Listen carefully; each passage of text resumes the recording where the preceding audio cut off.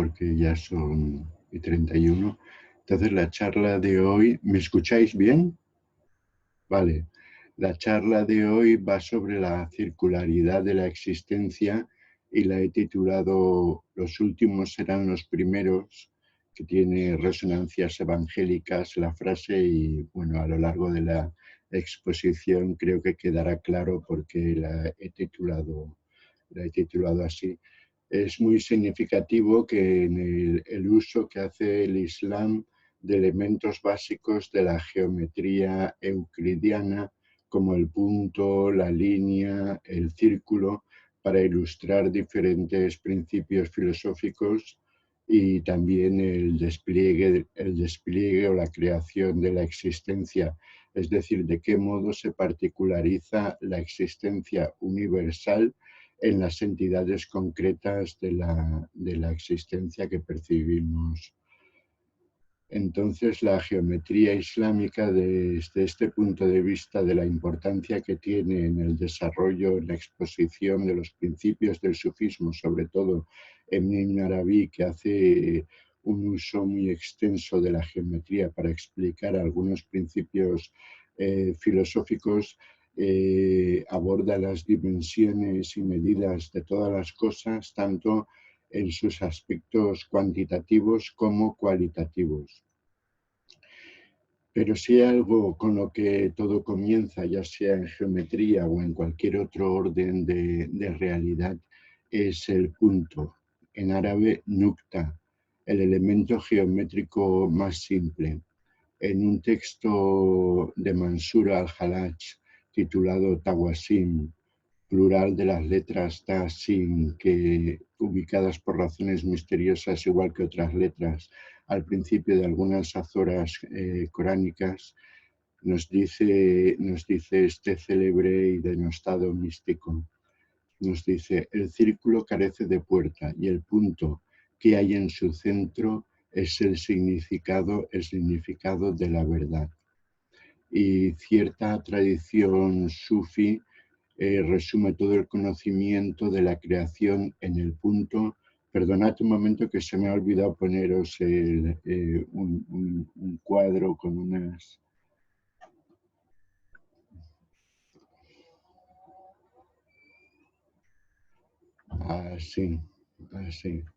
Así podéis ir siguiendo un poco el desarrollo de la exposición. Entonces, os hablaba de Mansur al-Hallaj y de la cita que decía que el punto carece el círculo carece de puerta y el punto que hay en su centro es el significado de la verdad.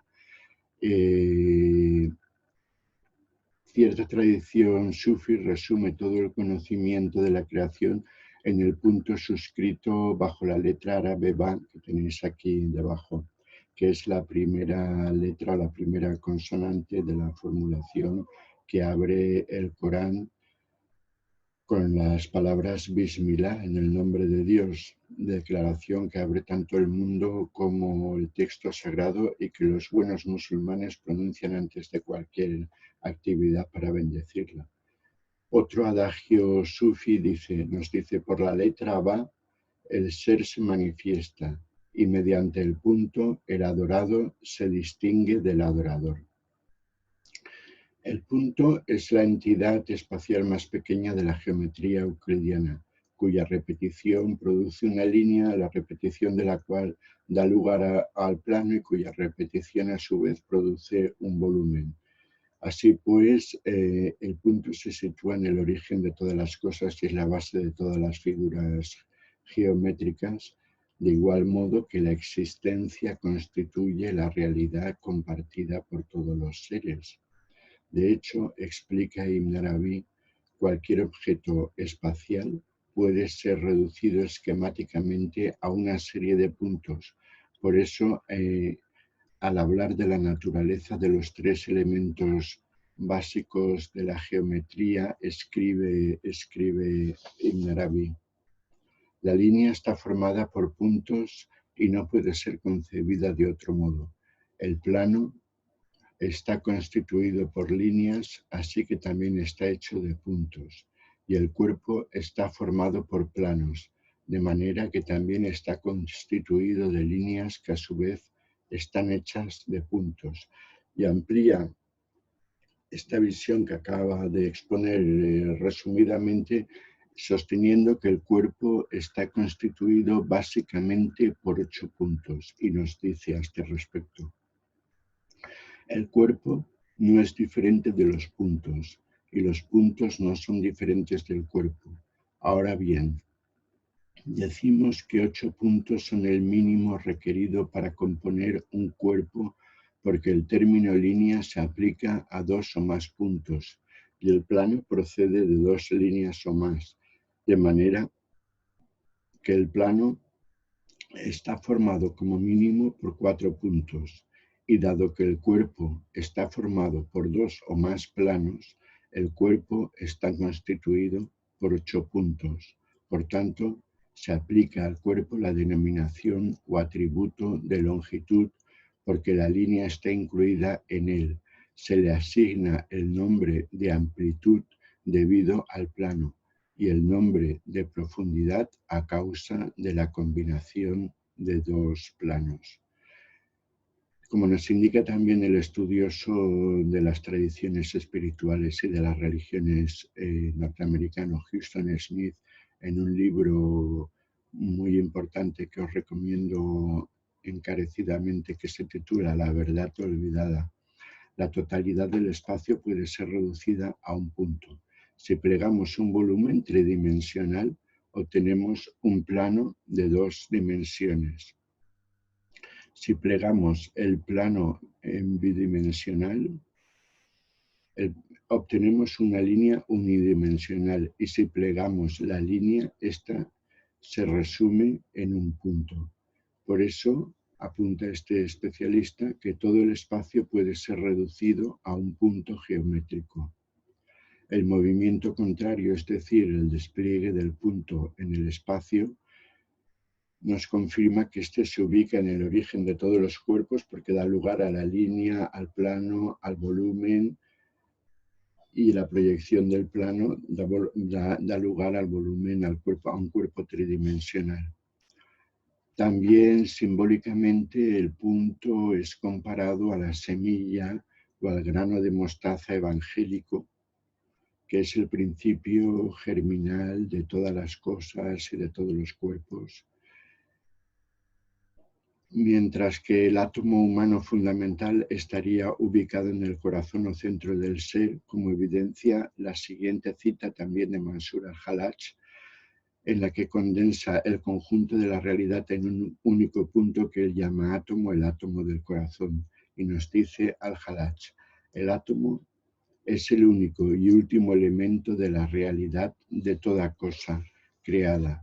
Dios crea y recrea los átomos a cada instante, los agrupa a su antojo para formar cuerpos, ensambladuras discontinuas, momentáneas. Todo, desde los volúmenes geométricos hasta los estados humanos, es pura nada, accidentes subjetivos y efímeros sobrepuestos al átomo, o diríamos al punto de nuestro corazón. También médicos tradicionales como Avicena consideraban, dicho sea de paso, que el corazón es el núcleo central de la existencia del cuerpo, porque es el primer órgano que se desarrolla en el embrión humano. Entonces, ahora moviéndonos un paso más allá del punto, cuando el punto se transforma en el centro de la circunferencia, pasa a estar supeditado a ella, y por eso nos dice, señala de nuevo Ibn Arabi, perdonad, el centro de la circunferencia depende de esta. Así también la esencia absoluta no depende de ti, pero la divinidad de la esencia, es decir, esta en cuanto creadora, depende de lo creado, como de la circunferencia su centro. Perdonad un momento. Si voy muy rápido o algo, me lo decís y...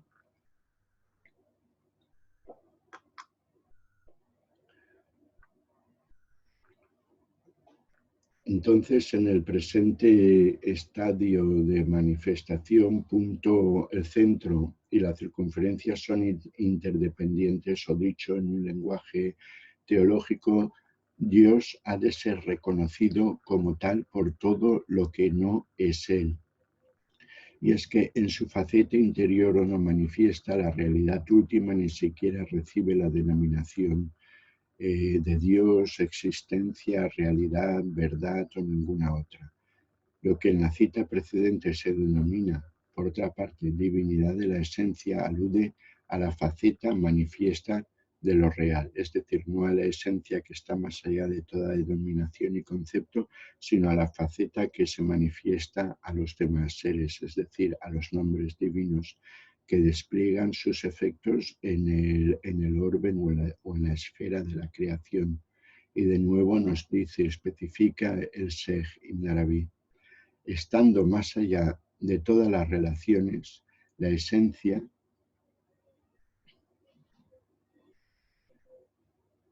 es decir, la realidad tal como es en sí misma, no es una divinidad, puesto que todas las relaciones tienen su origen en nuestras esencias eternas no manifiestas. Somos nosotros quienes en nuestra latencia eterna la convertimos en una divinidad, siendo aquello a través de lo cual Él se conoce como divino. Él no se conoce como Dios hasta que nosotros no somos conocidos. La expresión eterna, esencias eternas no manifiestas, también recibe la denominación de entidades inmutables, inexistentes, Ayan Altavita, que vimos en la charla anterior. El Sheikh nos dice que en la noche de la no manifestación la luz divina resplandece sobre las entidades inexistentes, proporcionándoles una visión que no es sino la visión de Dios, momento en el cual Dios ve a través de ellas y ellas perciben a través de Dios, puesto que la luz permite ver y ser visto. Una vez que se manifiesta la luz divina, que presta ojos y oídos a las entidades inexistentes, estas pueden conocerse a sí mismas y a su vez advenir a la existencia. Entonces, siguiendo con la imagen del centro y el círculo, todo centro presupone o necesita de una circunferencia o periferia y también de un espacio intermedio entre ambos. Perdonad. Vale, vamos bien. Es el punto central, es este punto central de la existencia transformado en centro de todos los centros, el que representa la presencia de la divinidad, no la esencia a la que nos referíamos antes, que no puede ser calificada en modo alguno ni como divinidad, ni como no divinidad, ni de ninguna manera, sino ya un estadio posterior de la manifestación que Ibn Arabi denomina la presencia de la divinidad. La configuración del centro y el círculo es la primera forma inteligible en el desarrollo de la manifestación, mediante el cual la unidad absoluta se transforma en la multitud, en la multiplicidad de los existentes. Esta configuración de centro y circunferencia constituye el principio de orden y el eje en torno al cual se articula todo lo que va a venir a continuación en el desarrollo en la manifestación de la existencia, que se produce a través de los diferentes nombres divinos como luego, y las realidades nombradas por dichos nombres, como veremos luego. Pero entonces, ¿qué hace que el centro o el eje alrededor del cual se organizan o se ordenan todos los radios, círculos y esferas de la existencia? La respuesta es el movimiento creado por la aparente separación, Y para Ibn Arabi, la última naturaleza del movimiento reside en el amor o el deseo del tesoro oculto de la esencia divina por darse a conocer. Entonces, este eje del amor es el eje en torno al cual se articulan todos los círculos de la existencia de los que nos va a hablar Ibn Arabi y en torno al cual se organiza toda la existencia y toda la manifestación. Entonces, como os decía, el binomio centro-círculo representa la presencia de la divinidad, mediante la cual la unidad pura sin asociado, la esencia entra en relación con la unidad numérica y la multiplicidad de los nombres y atributos designados por dichos nombres. Los sufís comparan la proyección de estos nombres desde el fondo indiferenciado de la esencia divina a la proyección de un número indefinido de puntos desde el centro del círculo y al reflejo de las formas de Dios o teofanías en los diferentes espejos con diferente capacidad proporcionados por los posibles existentes.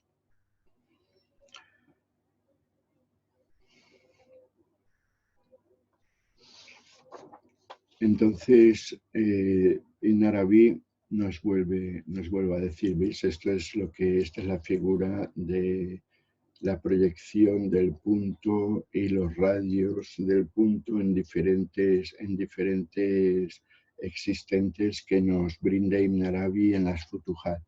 Entonces, explicando esta figura, Ibn Arabi nos vuelve a decir, cada línea que se proyecta, perdonad, ahí, cada línea que se proyecta desde el centro a la circunferencia termina en un punto de esta que es idéntico al resto, pero en sí mismo el punto central ni se multiplica ni aumenta a pesar de la multitud de líneas que se proyectan a partir de él. El punto central se relaciona por su misma naturaleza con cada punto de la circunferencia del mismo modo. Porque si no se relacionase con alguno de los puntos del mismo modo que se relaciona con los demás, sería divisible y su unidad falsa. Es cierto entonces, concluye el Sheikh, que la multiplicidad se manifiesta desde la esencia divina sin que ésta se vea multiplicada.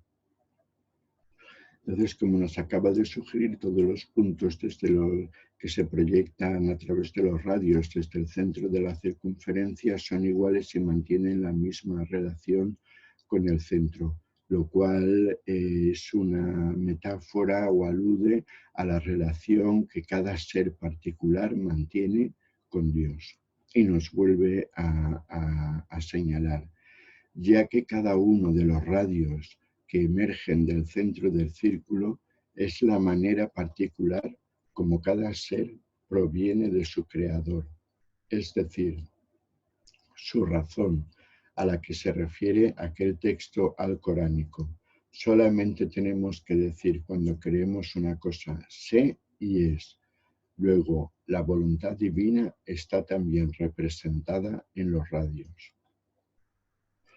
Entonces esto nos indica que para Ibn Arabi, tanto el conjunto del cosmos como las entidades particulares que lo pueblan mantienen una relación directa con Alá, por supuesto, aunque ésta sea inconsciente y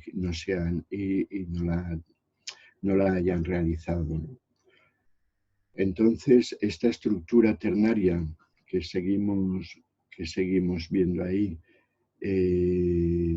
constituida por centro, radio y circunferencia, se corresponde también con tres categorías fundamentales en el pensamiento de Ibn Arabi, que son el ser necesario, el no ser absoluto o la nada absoluta y la categoría de lo posible o de los posibles que está situada entre ambos extremos.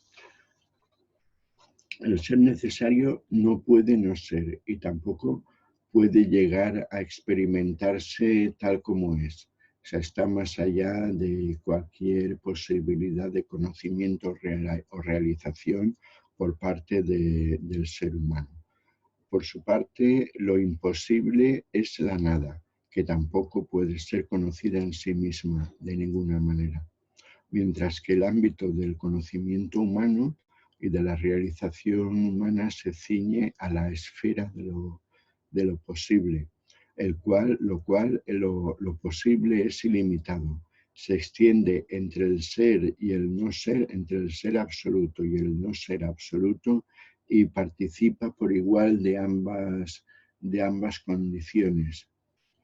Entonces, otra vez nos dice Ibn Arabi, el punto es el ser, el espacio exterior a la circunferencia es el no ser, es decir, la oscuridad, y lo que se ubica entre el punto y el espacio exterior de la circunferencia es lo posible. Le asignamos el punto al ser, ya que es el origen de la existencia de la circunferencia del círculo, que se manifestó por el punto. Del mismo modo, lo posible no emerge sino por el ser y la circunferencia del círculo. En otros contextos, el ser, el no ser y el ámbito de la posibilidad los denomina como luz, oscuridad y sombra, respectivamente. Pero Alá, Dios, no solo es el punto central desde el que se originan los radios de la circunferencia, sino también el círculo que los contiene. El centro se corresponde con los nombres de el primero y el interior, o no manifiesto, dado que el círculo se origina en un punto que permanece velado a los ojos del observador, mientras que la circunferencia se corresponde con los nombres de el último y el exterior, o manifiesto. Entonces, abundando en la cuestión de los nombres divinos, debemos puntualizar que el nombre Al-Mujid, que es uno de los nombres que significa todo abarcante, que es uno de los nombres de los 99 nombres de Alá, no solo es uno de los 99 nombres de Alá, sino también es la palabra que designa a la circunferencia en árabe. Este término también significa rodear y abarcar. Brinda este término que también significa, tiene estos significados a Ibn Arabi un sólido fundamento para exponer posteriores interpretaciones alegóricas en torno al círculo, al punto y a los radios. Y por eso nos dice, cada punto de la circunferencia es el final de una línea, mientras que el punto desde el cual se proyectan las líneas es el principio de cada una de ellas, por lo que es el primero y el último. Él es el primero de cada ser posible, igual que el punto es el primero, es el principio de cada línea. Entonces, como vemos, el Sheikh basa buena parte de sus meditaciones sobre la circularidad de la existencia en estos 4 nombres que estamos considerando 4 nombres divinos, el primero, el último, el interior y el exterior. Perdona.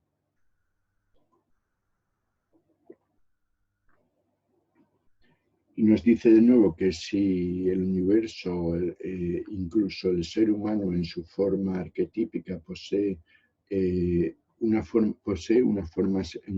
circular, ya sea en el dominio sensorial o suprasensorial, es porque Dios ha creado el cosmos y al ser humano según la forma divina.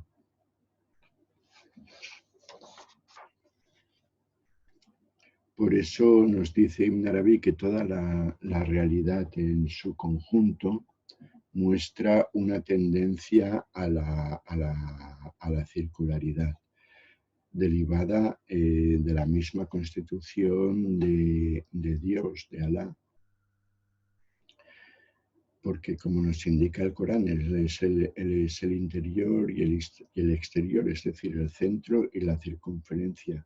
Y también es el origen y el final de todo, tal como indican los nombres del primero y el último, dado que todas las cosas parten de él y retornan a él. Entonces, estos 4 nombres que estamos considerando proporcionan las raíces del ordenamiento cósmico, por así decirlo, y delimitan el marco a través o en el cual se mueven las entidades posibles, que es todo cuanto existe.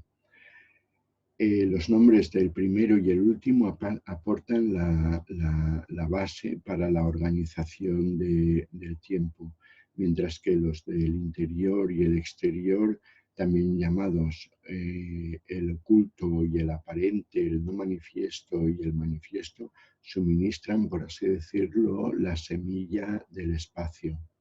Entonces, de nuevo, nos dice Ibn Arabi, refiriéndose a la configuración circular de los nombres de Dios y a su reflejo en la constitución íntima de las cosas. Nos dice: no hay nombre divino que no esté ubicado entre 2 nombres, porque el asunto divino es circular. No existe, por tanto, animal, árbol, hoja, piedra o cuerpo que no manifieste, sin excepción alguna, una cierta inclinación a la circularidad. Sin embargo, la circularidad es sutil en algunas cosas, mientras que resulta evidente en otras. Presta atención a todo lo que Dios ha creado, ya se trate de una montaña, un árbol o un cuerpo, porque siempre observarás en él esta tendencia a la circularidad. Esta es la razón de que la esfera sea la más excelente de las formas. Entonces, abundando en lo que acabamos de decir, si reflexionamos y miramos el proceso de crecimiento, por ejemplo, de los vegetales, nos damos cuenta que se atiene a un movimiento circular marcado por la búsqueda de la luz del sol, por ejemplo, cuya intensidad y duración, la de la luz del sol, también viene determinada por el movimiento circular de la Tierra sobre sí misma y también alrededor del sol. También podemos poner el ejemplo en cuanto a la circularidad de diferentes objetos naturales, a las conchas, a los caracoles, al sistema circulatorio humano, incluso a la estructura misma de los átomos.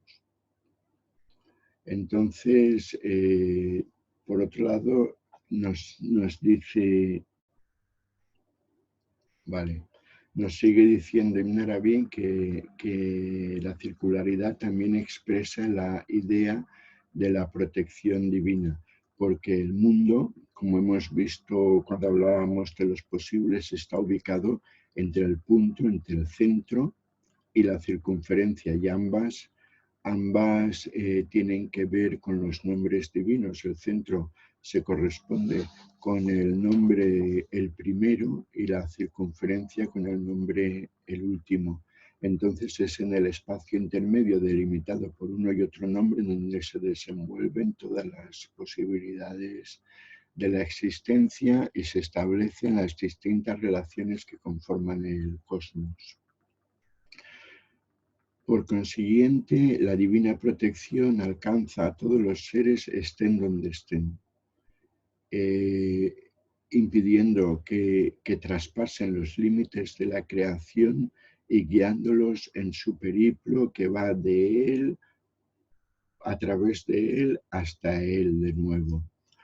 Entonces nos dice que, de nuevo en árabe, que no importa lo mucho que nos alejemos aparentemente del centro, porque la circunferencia, es decir, Dios con su nombre, el último, siempre está conteniéndonos y protegiéndonos. Nada de lo que está entre el punto central, de lo que se ubica entre el punto central y la circunferencia, puede verse desconectado de Dios o de la existencia. Y entonces, abundando en esta idea de protección, cita el Sheikh algunas aleyas coránicas, como por ejemplo, y Dios los cerca por detrás, y también, pues no lo abarca el todo. Entonces, Ibn Arabi matiza que si bien Dios nos rodea, no lo vemos porque nos contiene, como matiza, como especifica la ley que acabamos de citar, por detrás. Unas palabras que también interpretan el sentido de que el rostro de las criaturas, ya se trate del cosmos en general o de cada ser particular, siempre se orienta hacia su origen, que es Dios, con su nombre el primero, el punto del cual ha surgido toda la creación, o el punto del cual, a partir del cual dimanan todos los rayos y formas de la existencia. Entonces él insiste mucho en que a medida que nos movemos a través de los radios de la circunferencia, a través de la existencia, nuestro rostro siempre permanece orientado, lo sepamos o no, hacia el centro, hacia el punto primero del cual hemos emergido. Y nos dice: hemos emergido de ese punto y no somos capaces de apartar de él nuestra mirada. Es nuestra quibla y nuestro imán.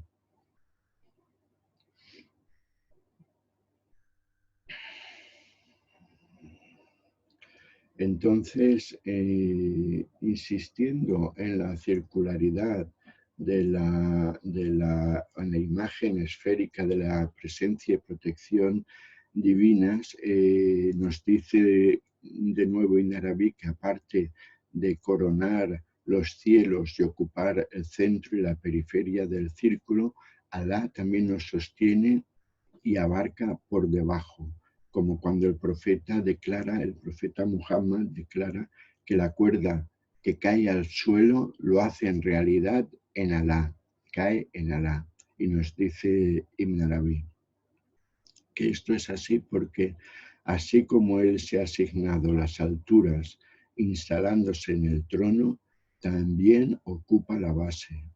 Él, como reza la ley correspondiente, incluye a todos los seres con el fin de preservar su existencia, de igual modo que la circunferencia abarcadora del círculo salvaguarda la existencia del punto central. De ahí que a él pertenezca la altura, así como lo que está en la base, y que a él pertenezca el interior, lo mismo que el exterior. Por supuesto, la imagen del círculo también sirve para ilustrar en el ámbito temporal la enseñanza de que a la postre todos los seres retornan a Alá, porque las líneas que se proyectan desde el punto central vuelven a él, cerrando un círculo, de manera que Dios es nuestro destino último, como declara el Corán también, el fin de todo. Y también nos dice el libro sagrado: así como os ha creado, volveréis. Dios inicia la creación y luego la repite, después de lo cual seréis devueltos a él. Entonces, este tipo de declaraciones no son sino confirmaciones para Ibn Arabi, por parte del libro sagrado, del carácter circular de la realidad. Y entonces, insiste, sabe que, puesto que el mundo es esférico en su forma, el ser humano añora al final de su vida su principio. Nuestra salida de la no existencia fue por él, y a Él retornaremos. ¿Acaso no ves que cuando empezó tu existencia fue establecido un círculo? Habiendo comenzado a través de dicho círculo, nunca dejarás de recorrerlo hasta alcanzar el primer punto, y entonces tú mismo te convertirás en círculo. Si fuese de otro modo, al emerger de él, seguiríamos una línea recta y por tanto nunca retornaríamos a él.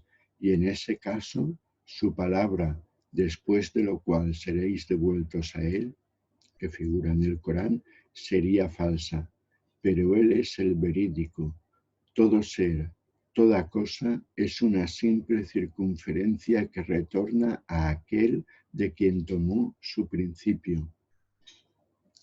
Entonces, ateniéndonos a lo dicho, el retorno a Alá, por supuesto, no se produce sobre una línea, sobre un camino recto que se prolonga hasta el infinito, sino que sobre un camino con una ruta circular que vuelve sobre sí misma al punto, es decir, a Alá, de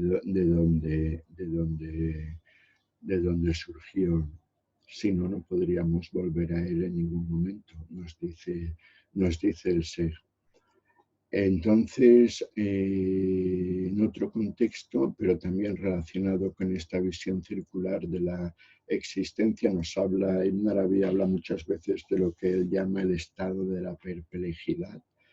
Entonces, nos dice sobre este estado de la perplejidad ante la magnitud de la creación y, por supuesto, del creador, ¿no? Nos dice Ibn Arabi, el que permanece en la perplejidad sigue el círculo y el movimiento circular se efectúa en torno al polo o eje, de manera que no se aleja nunca de él. Por el contrario, quien recorre un sendero rectilíneo se pierde por la tangente, se desvía del objeto de su búsqueda y se aleja de lo que siempre ha estado, se aleja en pos de lo que siempre ha estado con él, siendo presa de su fantasía, que es el límite de lo que puede alcanzar. Para él existen un desde, un hasta y un entre, mientras que para aquel que sigue el movimiento circular no hay ni punto de partida que implique un desde, ni punto de llegada que suponga un hasta. Él posee el ser más perfecto. Es a él a quien fueron otorgadas las sabidurías y las palabras totalizadoras. Entonces, de acuerdo a la visión muy importante de la que nos ocuparemos en un futuro, a la visión de la santidad o de la amistad divina que nos propone Ibn Arabi, que recibe las sabidurías y las palabras totalizadoras es el llamado heredero muhammadí, quien ha alcanzado, entre otras cosas, la llamada estación de la no estación, la cual es la última estación de todas las estaciones espirituales, de todo el camino espiritual, y sintetiza a todas las estaciones, todas las ciencias, todos los conocimientos anteriores, si bien no puede ser identificada con ninguna estación precedente, aunque recibe conocimientos, como os digo, de todas ellas, dependiendo de la necesidad del momento. Entonces, también el sendero del sufismo, insistiendo en el carácter circular, en la importancia de la circularidad en el pensamiento de Ibn Arabi, se nos presenta en su conjunto como un recorrido circular. El Sheikh Ibn Arabi insiste en muchos de sus escritos que la ley revelada, Sharia, y la realidad esencial, Hakika, conforman el punto de partida y la meta del sufismo, a los que habría que añadir el sendero Tárika que conecta ambos. pero la vía espiritual, como nos dice Ibn Arabi, traza un recorrido que vuelve, un recorrido circular que vuelve a su punto de origen.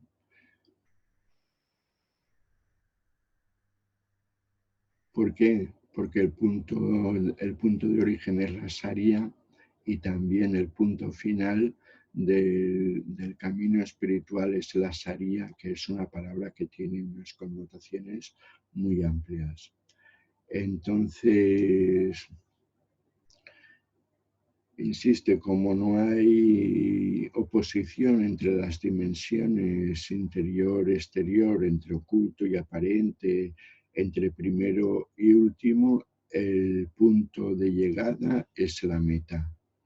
Entonces, así nos dice, hablando de nuevo de los tipos de santos y de la santidad que es tan importante en Ibn Arabi, como os he dicho, que los malamilla, que según su organización de la santidad son los santos más elevados que existen, disimulan totalmente su alto estado espiritual cuando están con las demás personas, limitándose a cumplir estrictamente lo que demanda la ley religiosa, no más. O sea, las 5 oraciones, el ayuno, la peregrinación, sin sobrepasarse nunca en el fervor devocional, sin mostrar a los demás una devoción excesiva, sino ocultando de alguna manera su verdadero estado. Entonces, la consumación, el final del camino espiritual exige efectuar a la perfección aquello que se demanda desde el principio y no más.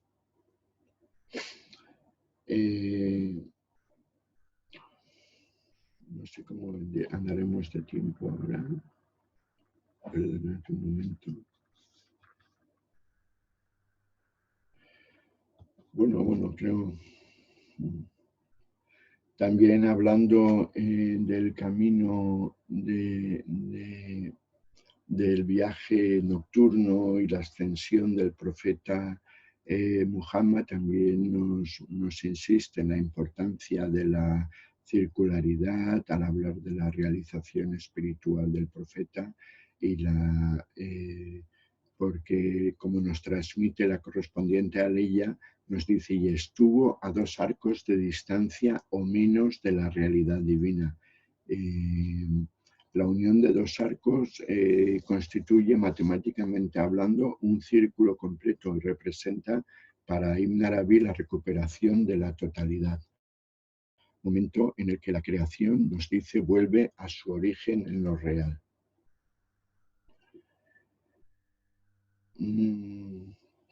El carácter circular de la existencia en el que venimos insistiendo todo el rato también entronca de pleno con el tema de la misericordia divina, que es uno de los temas fundamentales en Ibn Arabi, en el pensamiento de Ibn Arabi.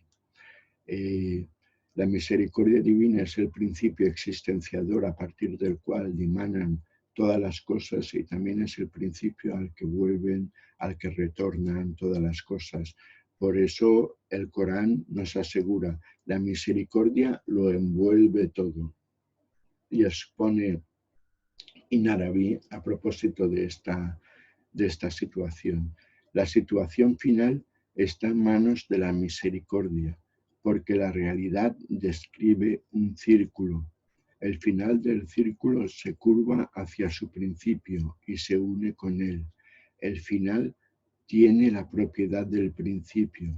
La misericordia tiene preponderancia, preferencia sobre la ira, porque es el origen de todo. La ira es accidental y los accidentes desaparecen.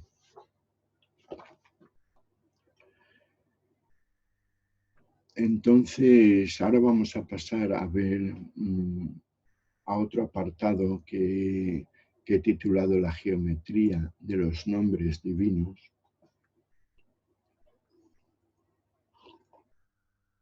Que también empiezo con una cita de Ibn Arabi, uno de sus poemas, donde nos dice: yo soy la realidad del mundo, el centro y la circunferencia.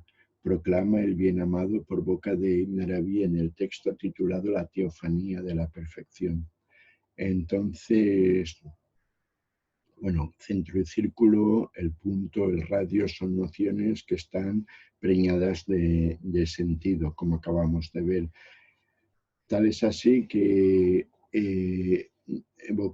estas palabras evocan una antigua máxima medieval que nos dice: Dios es una esfera cuyo centro está en todas partes y su figura y su circunferencia en ninguna.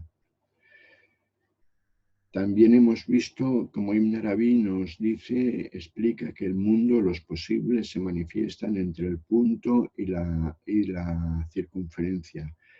También hemos visto que el círculo es la figura geométrica ubicua, universal, con la que el Sheikh explica diferentes aspectos de su enseñanza, desde la presencia de Dios y la disposición de los nombres divinos, pasando por la estructura del cosmos, hasta la configuración del sendero espiritual e incluso del ser humano, porque, como os he dicho, creo al principio, la forma original del ser humano, la forma perfecta, es esférica. También estamos hablando de otros planos de existencia. Entonces, la buena parte de la enseñanza de Ibn Arabi se nos presenta de esa manera, como una meditación permanente acerca de la circularidad y de las múltiples facetas que asume la circularidad de la existencia. Entonces, el círculo es la primera forma comprensible que asume la unidad absoluta en su proceso de manifestación y representa la primera polarización, la polarización primordial que asume, que diferencia a la unidad absoluta de la denominada esencia, de la multiplicidad de los nombres y de los efectos de estos nombres en el dominio de la creación o de la manifestación. En un primer estadio de este proceso de manifestación, que también es explicado por Ibn Arabi, como veremos a continuación, a través de la figura del círculo,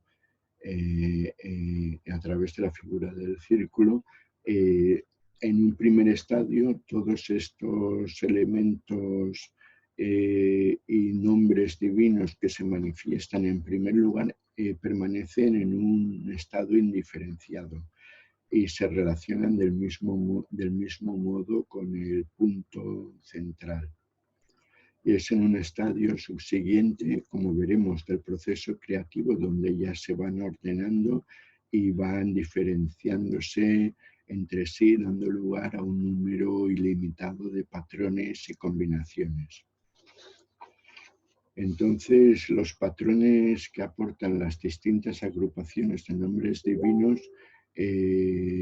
pueden ser contemplados como un número ilimitado de figuras geométricas que se inscriben en el seno, en el interior del gran círculo de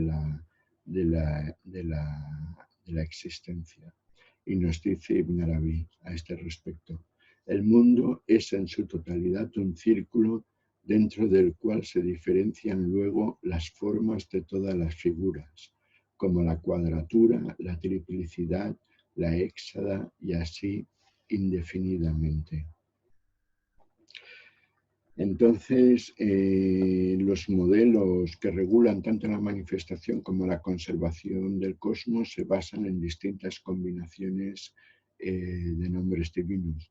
El despliegue del proceso creativo que da lugar a la manifestación del cosmos exige una configuración distinta de nombres y de cualidades diferente a la subsistencia o a la permanencia del universo una vez que ya ha sido creado.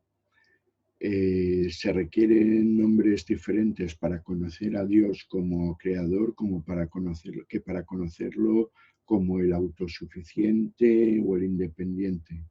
Entonces, si bien los sufís distinguen diversos patrones de organización entre los nombres divinos, la cuadratura y la triplicidad ocupan un lugar preferente a la hora de explicar el patrón, las cualidades, las virtudes que determinan el proceso de las virtudes divinas que determinan el proceso de la creación. Entonces la cuadratura aporta el modelo de lo que llamaríamos la proliferación, mientras que la triplicidad aporta el patrón de la creación. Entonces nos dice Ibn Arabi que la revelación de Dios y el hecho de tornarse cognoscible para otros y la creación del cosmos son eventos equiparables. Y por eso nos dice, el conocimiento que Dios tiene de sí mismo es idéntico con el conocimiento que tiene del cosmos, puesto que el cosmos es conocido eternamente por él, aunque esté cualificado por la inexistencia.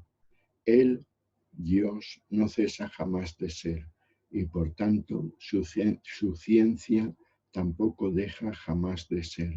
Y la ciencia que tiene de sí mismo es la ciencia que tiene del cosmos. En consecuencia, nunca deja de conocer el cosmos. Él conoce el cosmos en su estado de inexistencia y lo trae a la existencia de acuerdo con el contenido de su ciencia.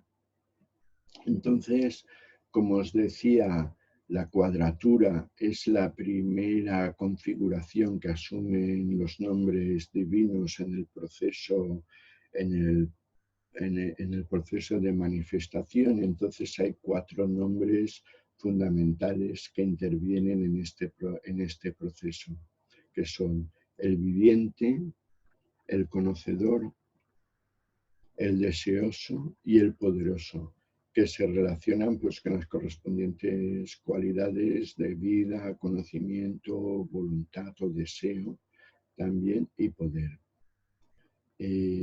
Por supuesto, hay numerosas referencias coránicas a estos nombres, como por ejemplo, no hay Dios salvo Él, el viviente, el eterno, o Él crea lo que quiere, Él es el conocedor, el poderoso, etc. Entonces, la lógica, de alguna manera, que vincula estos cuatro nombres divinos se basa en la analogía existente con la creatividad humana, puesto que para producir algo uno tiene que estar en primer lugar, antes que nada tiene que estar vivo y existir, y también debe conocer o saber lo que quiere hacer, tener la voluntad o el deseo de llevarlo a cabo y por supuesto tener el poder o ser capaz de realizarlo. Esta cuadratura creativa, como os decía, suministra la primera impronta, el primer signo de ordenamiento y constituye el modelo primordial de todas las cuadraturas posteriores que emergen en el dominio de la creación. Porque nos dice de nuevo el Sej, todo cuanto existe procede de 4 realidades divinas que son vida, conocimiento, voluntad y poder. Del mismo modo, los cuerpos proceden de 4 realidades que son calor, frío, sequedad y humedad. En cuanto a los seres engendrados, estos proceden de 4 elementos, a saber, fuego, aire, agua y tierra. Por último, el cuerpo humano se deriva de 4 humores según la medicina tradicional. Esto es bilis negra, sangre y flema. Entonces, el número 4, como vemos, el cuaternario es de especial relevancia. Y tal como nos indica también René Guénon, podemos apreciar la presencia del cuaternario no solo en los 4 elementos tradicionales, sino en las 4 estaciones, los 4 puntos cardinales, las 4 fases lunares, todos los cuales no son sino aspectos o ejemplos de un mismo esquema general de manifestación. Entonces, vamos a lo que nos ocupa, es que el Gran Maestro Ibn Arabi ordena circularmente los cuatro atributos divinos que acabamos de nombrar: vida, conocimiento, deseo y poder, esbozando una figura constituida por 5 círculos que intersectan entre sí, que es esta figura, en la que el primer círculo, la presencia divina que está en el centro, está oculta de alguna manera por la presencia de los 4 círculos superpuestos sobre ella, aunque aquí destaca la presencia divina. Si seguimos la línea de cada uno de los círculos, vemos cómo la ocultaría. Que esta presencia divina oculta representa la realidad invisible e indefinible, según Ibn Arabi, la realidad invisible e indefinible de la divinidad, más allá de cualquier nombre y atributo.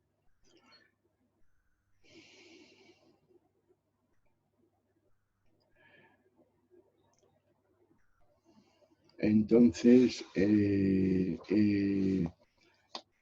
para Ibn Arabi, el principal atributo divino es el de la vida, pues presupone a todos los demás y es la condición indispensable de la existencia de todos los nombres divinos y de todas las cualidades. Por ese motivo ocupa el lugar más alto en la jerarquía. Entonces, la ordenación que Ibn Arabi da a estos 4 nombres según esta figura geométrica, se corresponde con el mayor o menor grado de influencia de cada uno de estos 4 atributos, ya que lo que está privado de vida no puede conocer, desear, ni tiene poder para actuar. Entonces la vida está arriba de todo. No sé si dijimos en la charla anterior que estos cuatro nombres, así como el resto de nombres divinos, traspasan toda la creación. Eso quiere decir que todo está vivo, aunque nosotros no lo percibamos de esa manera, y que el conocimiento también se extiende a toda la creación, aunque nosotros no lo percibamos de esa manera. Entonces, esta jerarquía nos conduce a otro tipo de diferenciación en la que cada nombre divino se ve investido a su vez de una cualidad activa o pasiva. Entonces nos dice de nuevo Ibn Arabi, el mundo creado es en su totalidad pasivo con relación a Dios, mientras que en sí mismo es activo en algunos de sus aspectos y pasivo en otros. El ser nos dice que los atributos de vida y conocimiento son activos, mientras que el deseo y el poder revisten un carácter pasivo. La vida, como me parece que ya hemos sugerido, es la condición indispensable del conocimiento, porque solo puede conocer aquello que está vivo. Y mientras que el deseo, por su parte, es el prerequisito o la condición sine qua non del poder. Entonces, la diferenciación de esta cuadratura original de nombres en cualidades activas y pasivas suministra el modelo divino de todos los demás planos existenciales que dependen de la intervención de dichas cualidades, con lo que ya nos introducimos en el siguiente estado de la manifestación. Este siguiente estado de la manifestación se inicia con lo que Ibn Arabi o los sufís denominan el intelecto, también llamado espíritu y luz, el primer intelecto. No estamos hablando de las facultades intelectuales del ser humano, sino lo que se denomina en la tradición filosófica y en la tradición del sufismo el primer intelecto, que también recibe los nombres de cálamo, espíritu, luz, etc. Y sigue a la creación de este primer intelecto, de este espíritu, sigue la creación del alma a partir de este espíritu, y cuya producción Ibn Arabi vincula a los dos primeros atributos divinos cuando dice: Dios trajo el primer intelecto a la existencia a partir del atributo de la vida y el alma a partir del atributo del conocimiento. Así pues, el intelecto, el primer intelecto, el espíritu, es la condición necesaria para la existencia del alma. Del igual modo que la vida es la condición sine qua non para la existencia del conocimiento. Por su parte, las dos realidades pasivas con relación a intelecto y alma son materia universal y cuerpo universal. Estos cuatro constituyen el origen a partir del cual emergen todas las formas que pueblan el cosmos. Entonces, nuestro mundo es una de esas formas que pueblan el cosmos. Entonces, en este estadio, también Ibn Arabi introduce otro elemento que él denomina naturaleza, pero que no tiene nada que ver con el concepto ordinario de naturaleza, sino que es un principio no manifestado. Es, digamos, uno de los primeros principios a través de los cuales se manifiesta el mundo. No es invisible y no manifestado, como os digo, ¿no? Es una realidad inteligible, carente de ser propio, que solo podemos llegar a percibir, nos dice Ibn Arabi, a través de sus efectos en la realidad, en el plano físico. Y escribe Ibn Arabi: entre el alma y la materia universal se ubica el estadio de la naturaleza, que también está basada en cuatro realidades, dos de las cuales, son activas y dos pasivas. Sin embargo, todas siguen en estado de pasividad con respecto a la fuente de la cual proceden. Estas realidades, que forman parte de la naturaleza tal como nos las describe Ibn Arabi, son calor, frío, humedad y sequedad. La sequedad es pasiva con relación al calor y la humedad es pasiva con relación al frío. El calor procede del intelecto y este de la vida. Por tanto, la naturaleza de la vida en los cuerpos sensibles es el calor. Por su parte, el frío procede del alma y el alma del conocimiento. Dado que la sequedad y la humedad son pasivas con relación al calor y el frío, la voluntad exige sequedad, ya que pertenece a su estado, mientras que el poder exige humedad, ya que también pertenece a su estado. Y como el poder está restringido en particular a atraer las cosas a la existencia, está encargado debidamente de implantar la naturaleza de la vida, es decir, el calor y la humedad en los cuerpos, todo lo cual nos lo representa lo que hemos dicho anteriormente y lo que acabamos de decir Ibn Arabi en este diagrama. Veamos cómo vamos de tiempo.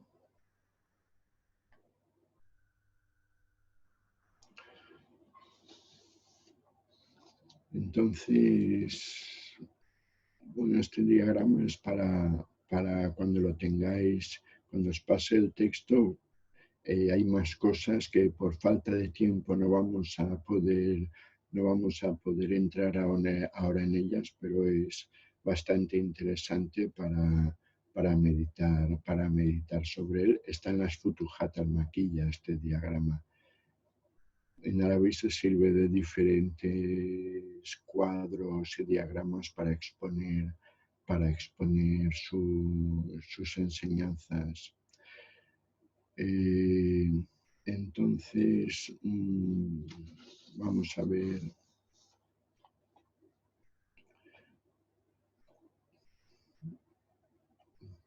No quisiera quedarme sin hablar de la triplicidad, por eso nos vamos a comer una parte del discurso relacionado con la cuadratura, pero que podréis leer en su momento cuando os pase la copia de esto, ¿no? Entonces, ahora pasaremos a un aspecto que es el patrón creativo de la triplicidad. Hemos hablado de la cuadratura, ahora vamos a hablar de la triplicidad, porque la cuadratura se refiere, digamos, el modelo fundamental a partir del cual, según Arabi, está creado el mundo. Es el diseño, es un diseño, digamos, espiritual, pero ese diseño requiere una plasmación efectiva. Entonces, en Arabi insiste en que el acto creativo es de dos tipos.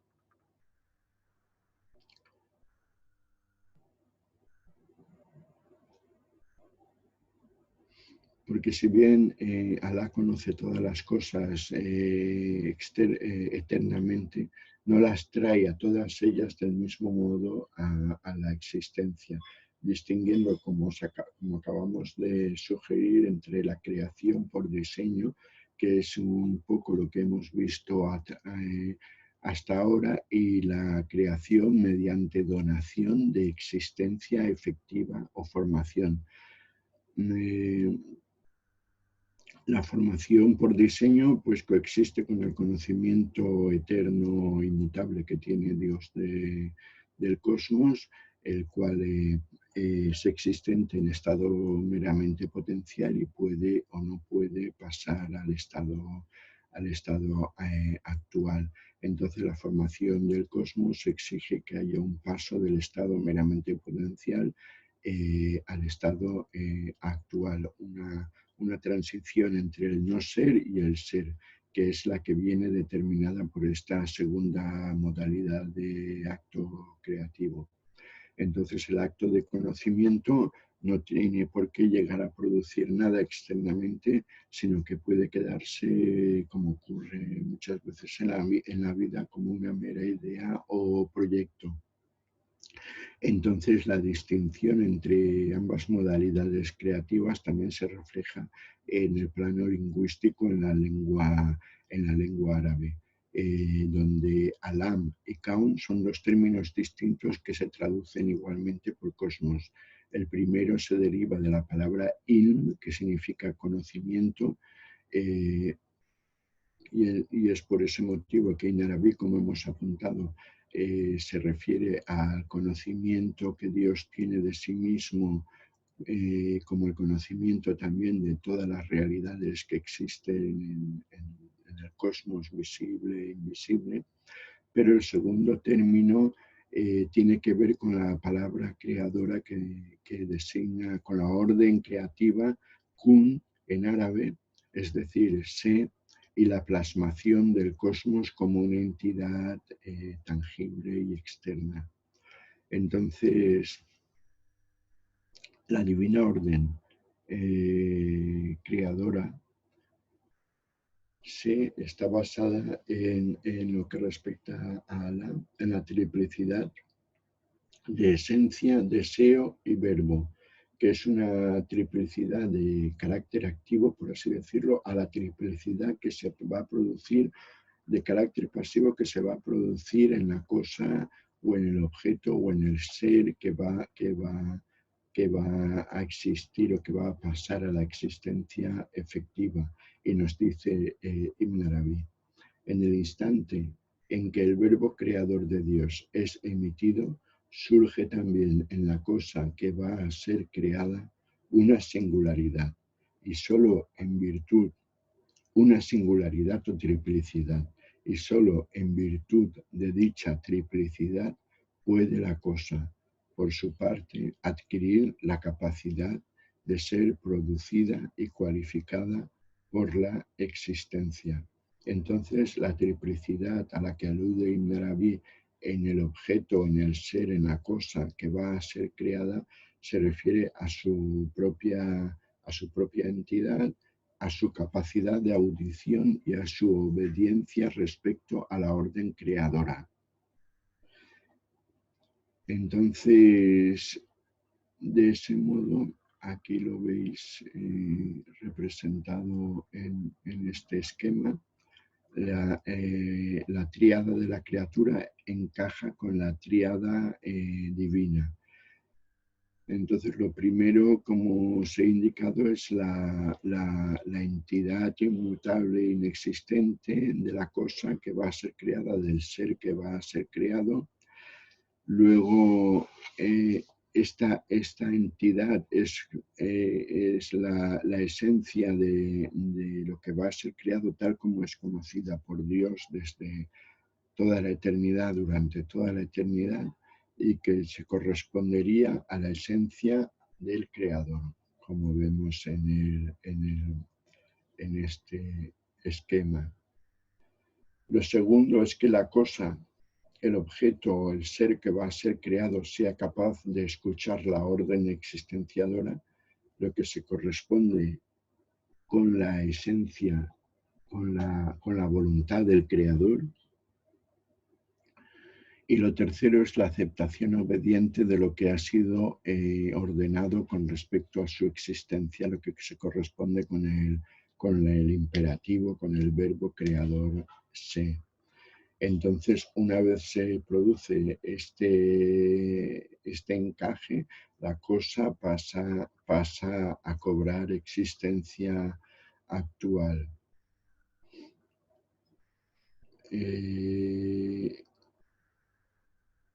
Estas palabras, este modo de enfocar el proceso creativo también nos conduce a uno de los puntos más destacados del pensamiento, de la ontogénesis, de la concepción que tiene Ibn Arabi de cómo se produce la creación. Esto es, que el poder de transitar del ser al no ser también corresponde a la cosa que va a ser creada, porque si no poseyese ese potencial, el imperativo creador sería capaz de traerla desde el no ser hasta el ámbito del ser. Entonces, en ese sentido, tenemos que recordar que uno de los principios de la ontología, del pensamiento de Ibn Arabi a este respecto, señala que Alá, nos dice que Alá trae el cosmos a la existencia de acuerdo con el conocimiento que el cosmos, le proporciona en su estado de inexistencia. Y creo que por aquí estamos ya. De todos modos, no os preocupéis porque como os voy a pasar todo este escrito, tendréis tiempo para meditar sobre él, leerlo, releerlo, porque así a bote pronto, dicho de esta manera, pues hay muchas cosas que se pierden. Aparte de que hay algunas cosas también que por motivos de tiempo y por no sobrecargar demasiado la exposición, no os he dicho ahora, pero que están en el escrito. Entonces, vamos a ver. Si queréis ya podemos pasar a alguna pregunta. Vamos a ver, sugerencia.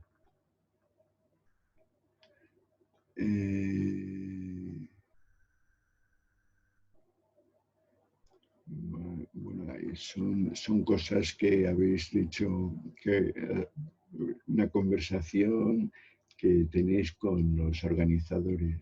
Porque alguien pregunta si no es más fácil, no sería más fácil tener una imagen mía que tener una imagen del texto que os estoy exponiendo.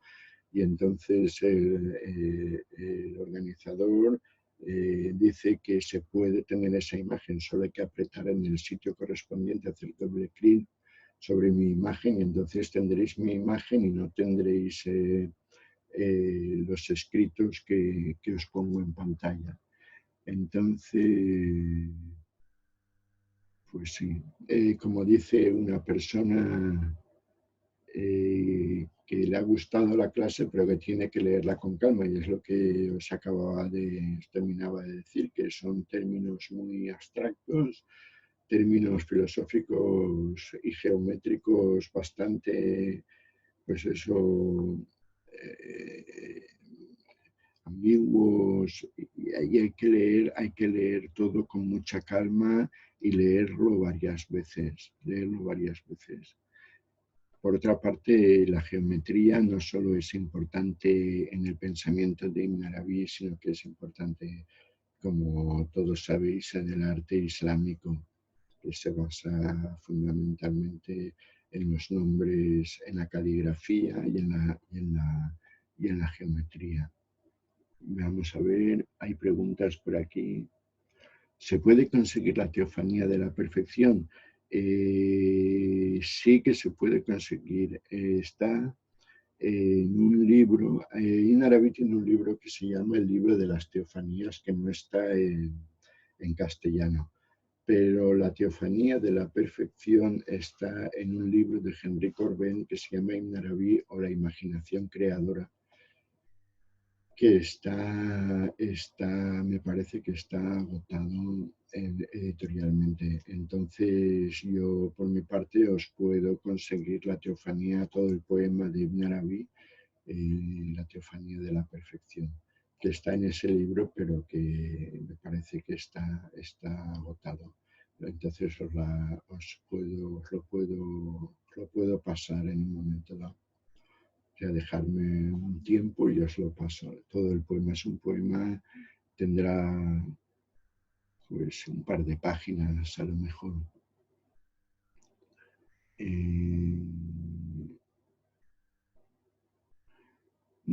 Dice Aliyah, pregunta, usted mencionó que Ibn Arabi habla de 8 puntos estructurales del ser humano. ¿Se sabe cuáles son? No es ningún misterio, sino simplemente que 8 puntos es el mínimo requerido geométricamente para constituir un volumen. Simplemente se refiere a eso. Entonces, Jalil pregunta, ¿cómo se explica que Alá, siendo inexistente, conozca el universo existente? No, más bien es al revés. O sea, Alá es el existente por antonomasia, teniendo en cuenta que la palabra existencia o ser, inexistencia son términos limitados desde nuestro ámbito. Alá es el viviente, es el nombre que preside o que condiciona a todos los nombres. Entonces, más bien es al revés. O sea, Alá es el existente y el universo es el inexistente o relativamente inexistente. Entonces, Alá conoce una de las características del conocimiento divino es que es capaz de conocer lo inexistente.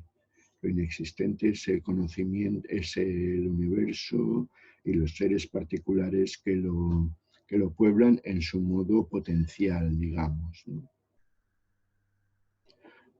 Abdelatif pregunta, Ibn Arabi habla de haber accedido al conocimiento de Platón. Ibn Arabi no conoció directamente las obras de Platón. Conoció las obras quizá de algunos neoplatónicos. Ibn Arabi, a pesar de que se lo ha relacionado mucho con Platón, también habla mucho en sus obras de Aristóteles. No es que lo nombre directamente, pero sí que expone principios de la filosofía aristotélica. Ibn Arabi, como todos los místicos y luego los filósofos musulmanes, tenían un conocimiento de Platón, de Aristóteles y de los llamados neoplatónicos, sobre todo de los neoplatónicos.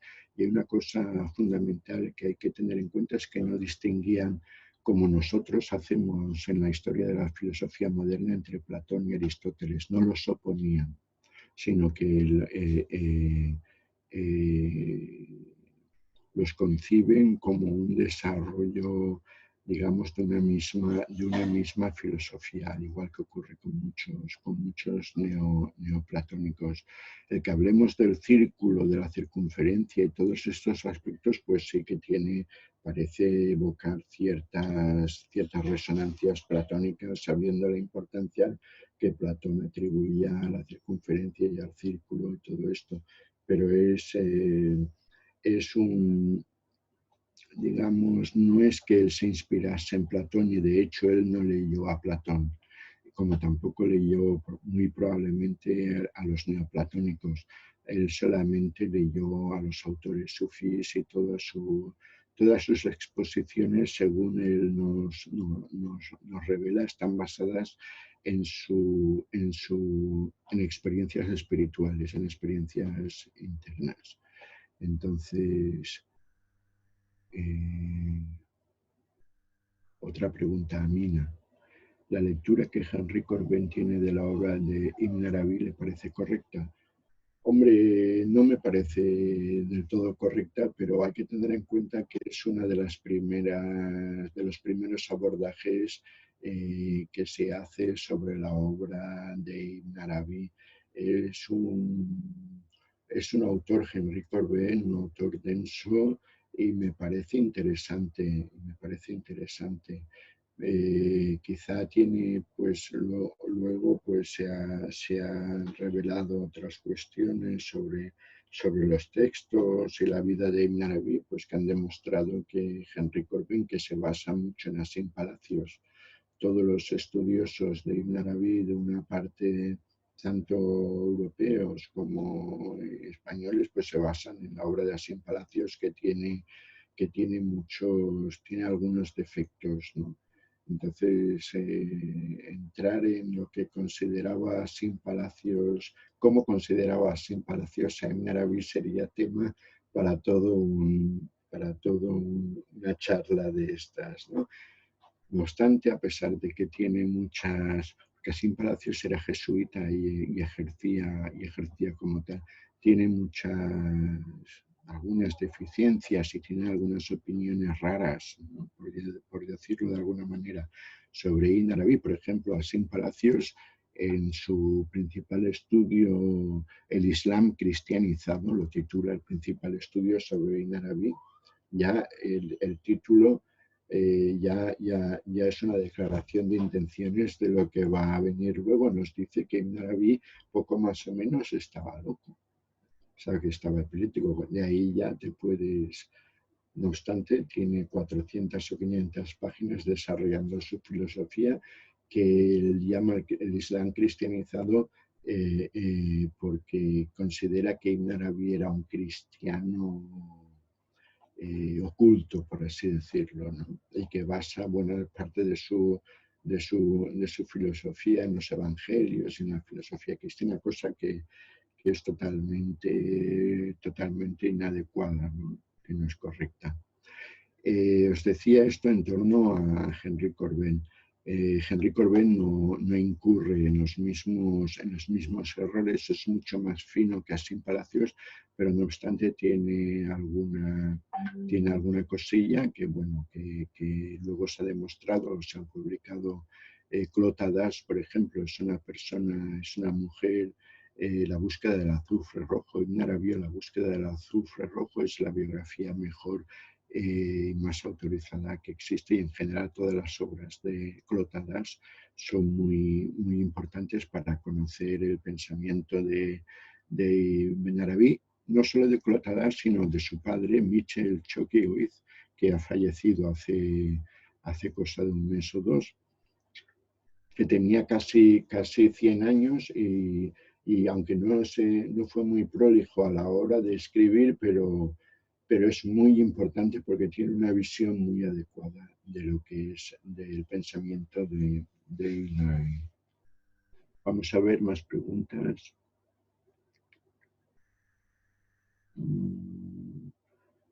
Eh, eh, ¿Se conoce? Amina pregunta.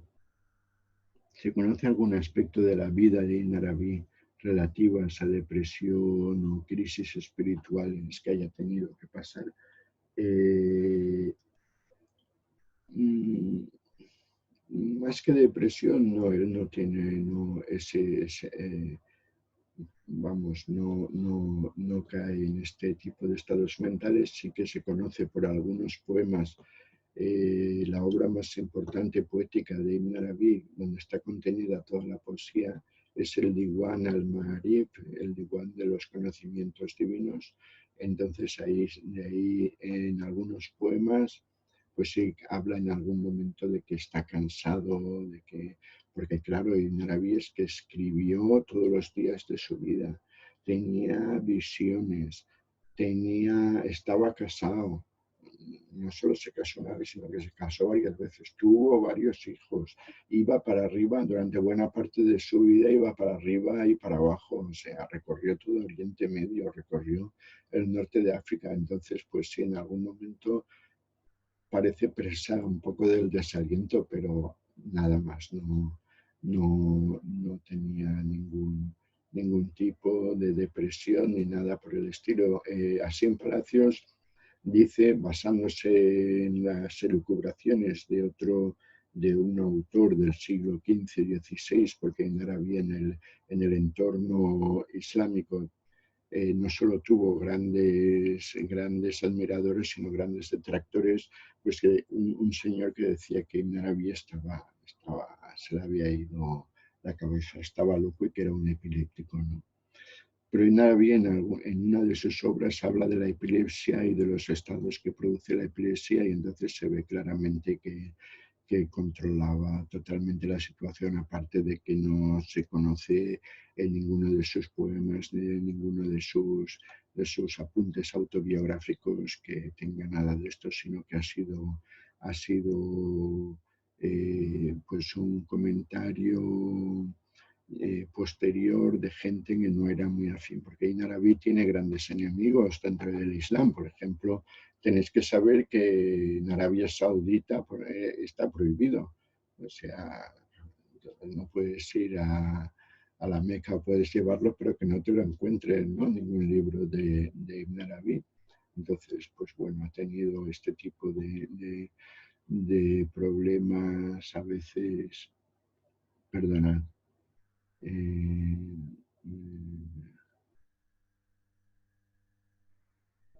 ¿de qué manera me toca Inarabic? Me pregunta Luis, ¿de qué manera me toca? Pues hombre, es un personaje fundamental en la historia no solo religiosa, sino cultural de lo que es España, ¿no? Porque es el hombre, es la persona que más ha escrito. O sea, es un total casi completo desconocido en España, en Murcia, en su tierra natal, hasta hace pocos años no han empezado, digamos, a valorar qué es lo que tenían allí. No solo uno de los principales autores españoles, sino a nivel mundial. Yo no creo que haya nadie que haya escrito tanto y con tal profundidad aparte de todas las experiencias espirituales de las que nos hablan, ¿no? Entonces es un autor que hay que tener muy en cuenta. Aquí en España, hasta que no surgió así en Palacios y empezó a traducirlo mal que bien, pues fue un completo desconocido, por supuesto, en Turquía, en Irán, en muchos países, en Marruecos. Eh, siempre fue conocido y ha tenido muchos seguidores. Perdón, pues sí, no, ¿tenéis alguna pregunta más?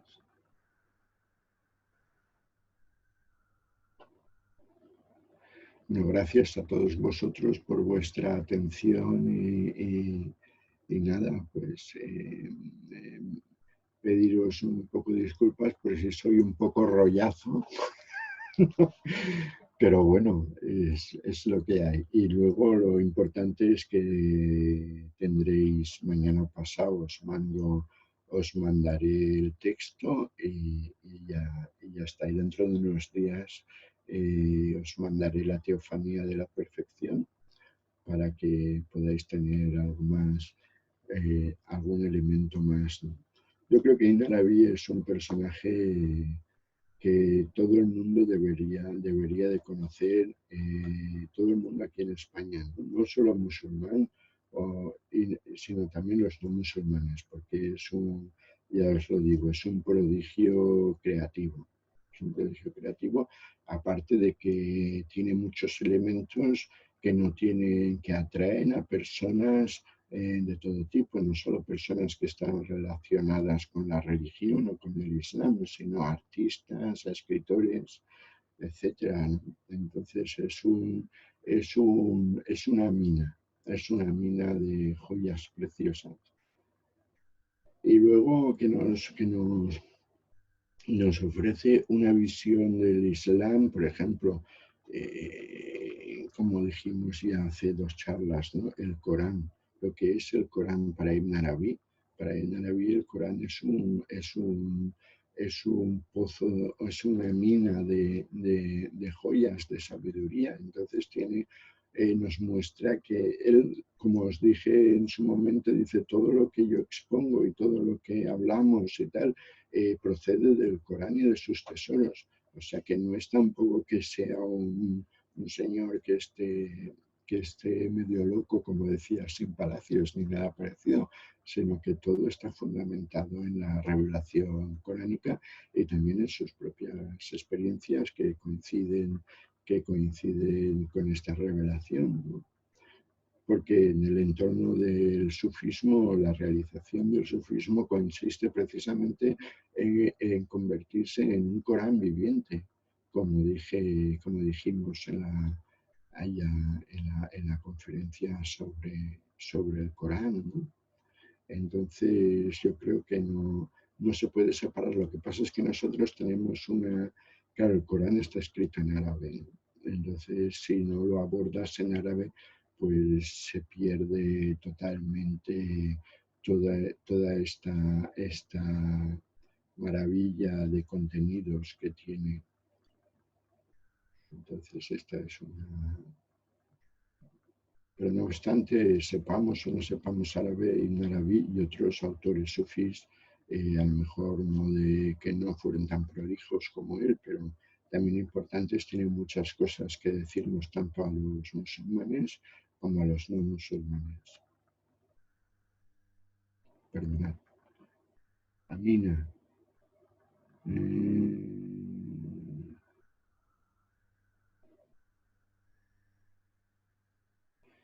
Dice, una pregunta es un poco larga. Dice, entonces todo el tema de los atributos, arquetipos divinos en Ibn Arabi no tiene base en las ideas de Platón. No sé si se le olvida poner el interrogante. De modo que Platón e Ibn Arabi llegaron al mismo conocimiento por diferentes vías. Aquí sí que hay interrogante. ¿O habría alguna conexión con el misticismo griego? Lo de Ibn Arabi es una, es una revelación que le vino ya desde que él era muy jovencito y no había leído, por supuesto, ningún libro de los filósofos griegos, ni por supuesto ningún libro de sufismo. Ibn Arabi empieza a leer libros de sufismo cuando tiene, no sé si ya son 27, 26 o 27 años. Hasta entonces, o sea, era una persona culta, había recibido educación en el contexto de Al-Ándalus, su familia era una familia importante, tenían relación con los califas, pero no tiene, su conocimiento espiritual le viene por revelación, por revelación. Entonces, él influencias filosóficas no tiene prácticamente, me parece que tiene muy pocas. Aparte de que no leyó a los filósofos, no los leyó. Entonces, lo que puedas resonar como platónico o neoplatónico, insisto, yo hablaría de neoplatónico, pues le viene por otros autores sufís. Por ejemplo, hay un libro, La Epístola de los Hermanos de la Pureza, que son varios libros que hablan sobre geometría, precisamente, sobre botánica, sobre zoología. Entonces, esto llegó al Andalus un siglo más o menos, o 70, 80 años antes del nacimiento de Ibn Arabi, y bueno, ahí se exponen muchas ideas que a lo mejor que no se atribuyen precisamente a Platón, pero que vienen a través de los neoplatónicos y bueno, quizá de ahí podemos encontrar algún paralelismo. Pero Ibn Arabi insiste mucho, todo lo que él escribe está basado en la experiencia directa visionaria. O sea, no está basado en cosas que él haya leído en libros, ni en influencias intelectuales, ni de ningún tipo. Perdona.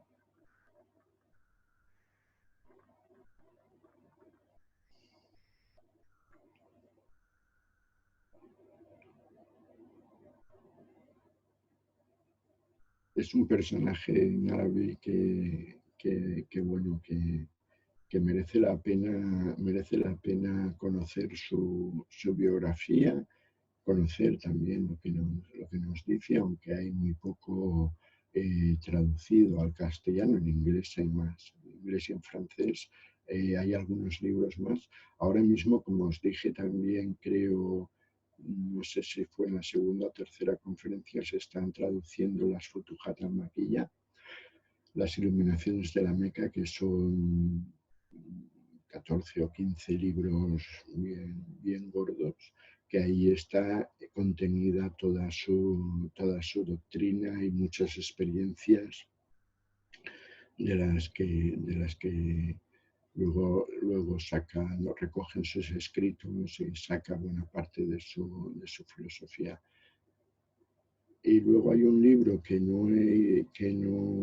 no es una traducción muy buena, está en EDAF traducido, que son Los engarces de la sabiduría de Ibn Arabi, que expone de una manera sistemática y concisa un libro que también le vino, por supuesto, al principio del libro habla de cómo le vino el libro a través de una conexión, de una visión que él tiene con Muhammad, y entonces le transmite, le da este libro y le dice, toma, escríbelo o refléjalo por escrito, ¿no? Pero la traducción, ya os digo, no es demasiado buena, pero bueno, para hincarle el diente y para tener algo, hay trozos que son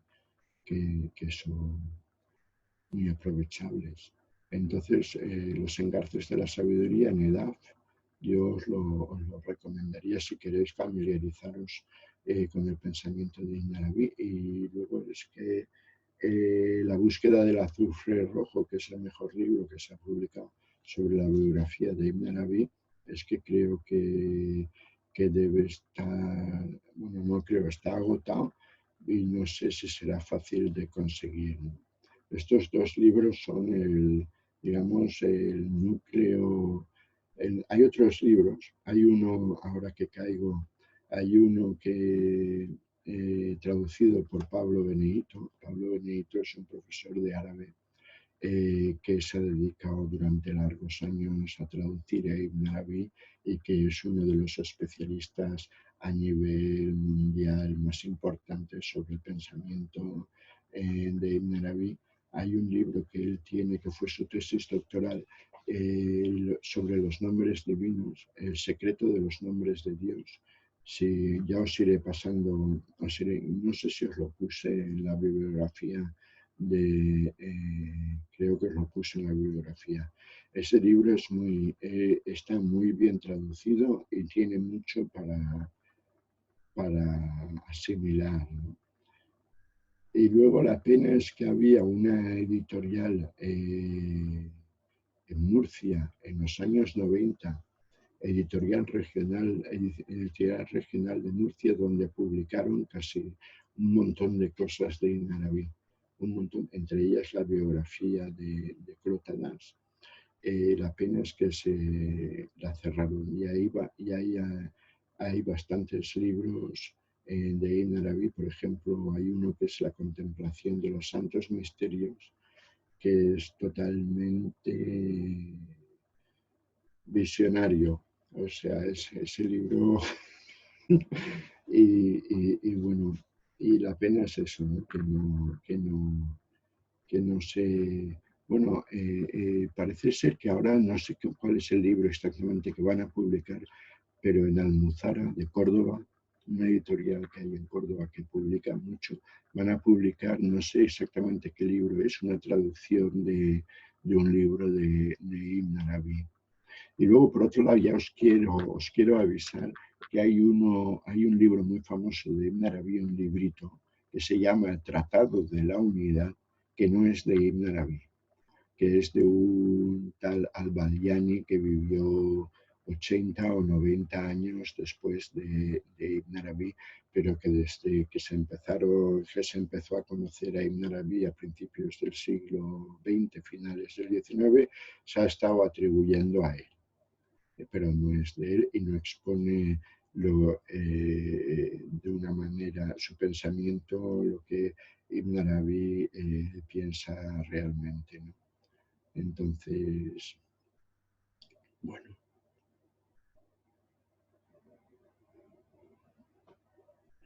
bueno, pues entonces ya nos veremos, no sé cuál es el tema tengo que mirarlo del próximo encuentro y nada, en un par de días, a lo mejor mañana mismo recibiréis el escrito de esta charla que tiene mucho, tiene más cosas para darle vueltas sin darle el diente.